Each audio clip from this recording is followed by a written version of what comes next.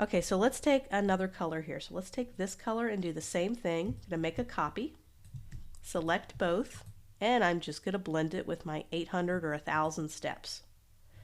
So there's my gradient that I want to replace my spine. So let's create the stroke. And let's say I want to just do the letter A. And I do the type tool.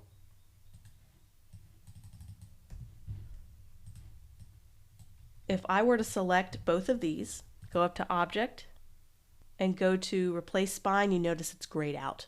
You can't just apply it to typography like you can the blend tool that we did in the first lesson. So let's right-click Create Outlines, and let's try it again. And you notice it's still grayed out.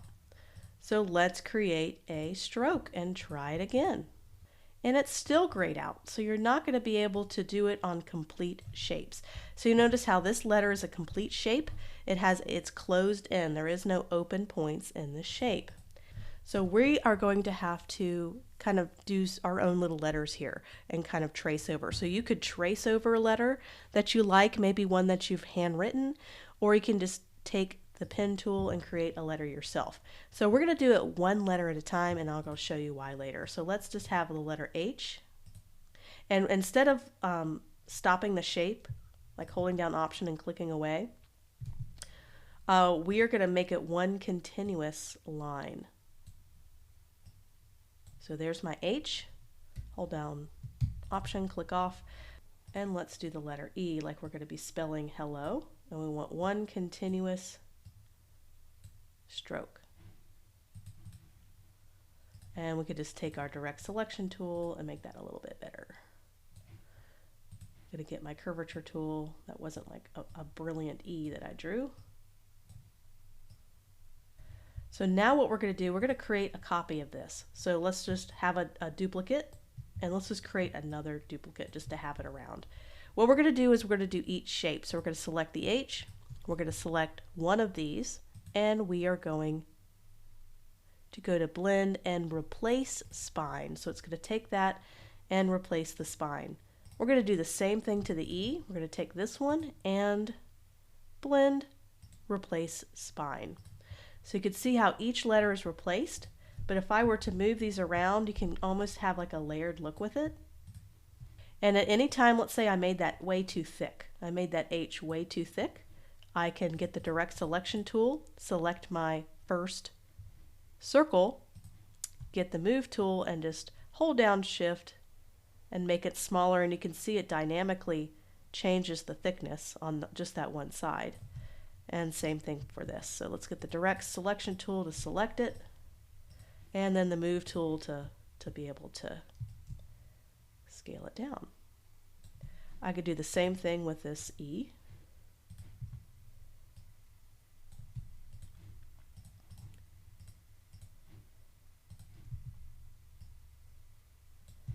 And then I can layer it just like this, and then continue with the L and the O. You just make copies of this and continue to apply it to the spine. And you can get some really neat looking letters. I can select the H and get the direct selection tool and get the curvature tool if I want to continue to edit the curves. If I'm not really happy with them, you can do so. Let's do the same thing but with the ellipse tool. So let's get the ellipse tool, create a shape,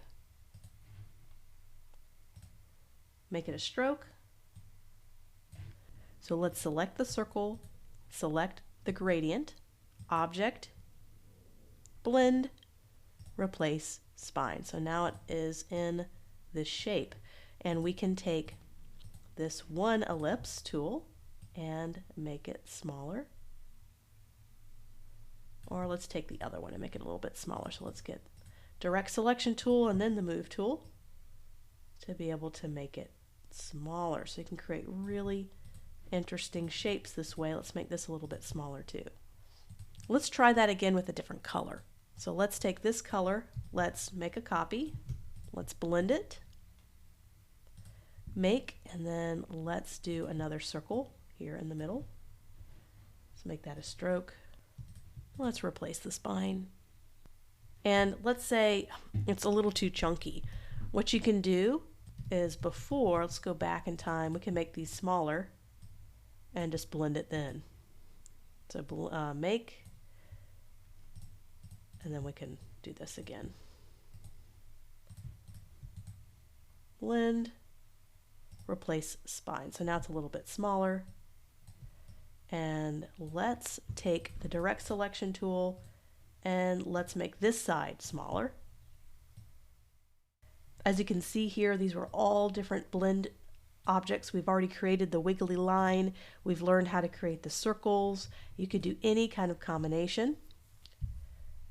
And you can even snake it around and create really interesting background shapes as well. Just like this one right here, just kind of continued to curve one stroke all the way around and kind of changed the colors on this ellipse and then the second ellipse that we made that we blended, and it kind of slowly gradiates all the way across the line.